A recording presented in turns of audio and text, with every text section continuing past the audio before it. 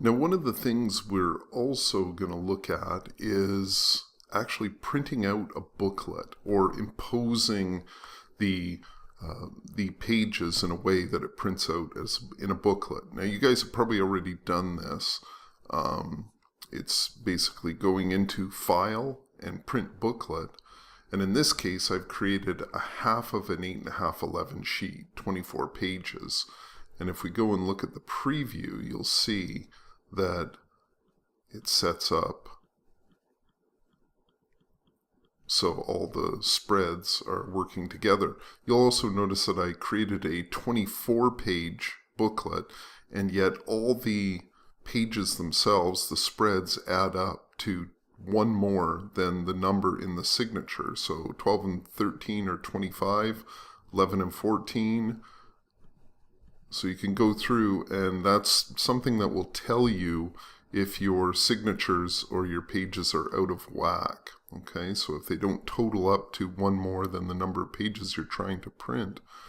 So if we go into our setup, we have a couple that I use all the time, the booklet types, either a 2-up saddle stitch, that means when it's all contained in one signature, and also 2-up perfect bound, which I use if there's going to be more than one signature, and it will sequentially put the pages together.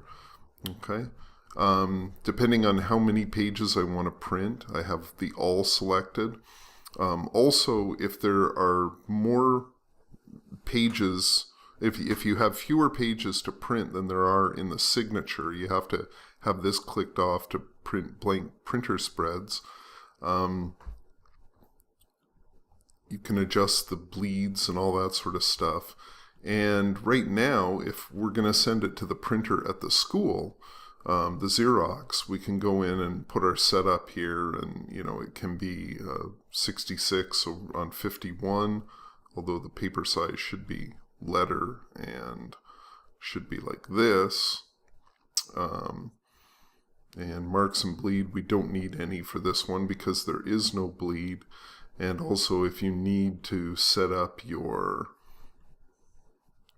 go in and look at your Xerox features, and you can get a 2-sided print if you want to, or it could be one-sided depending on your needs. Okay, and you would hit print, and you would hit OK, and you would check again your preview, and you'll see that it's rotated the pages now, but the spreads are still working. Okay, and you would click on print, and it would send, and it would print.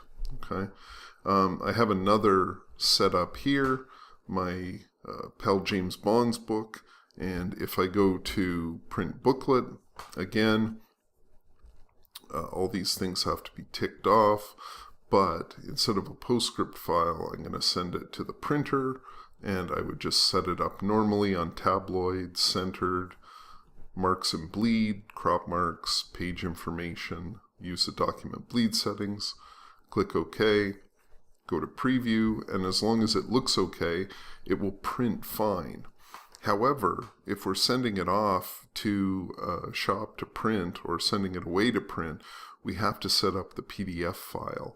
And this is what I wanted to look at. It's become a little more complex than it used to be, but what I wanted to look at is basically moving from just printing to the printer to actually setting up a PDF file from our print booklet feature. So we're going to be creating our spreads or our signatures sort of independently from the printer, the Xerox printer in this case.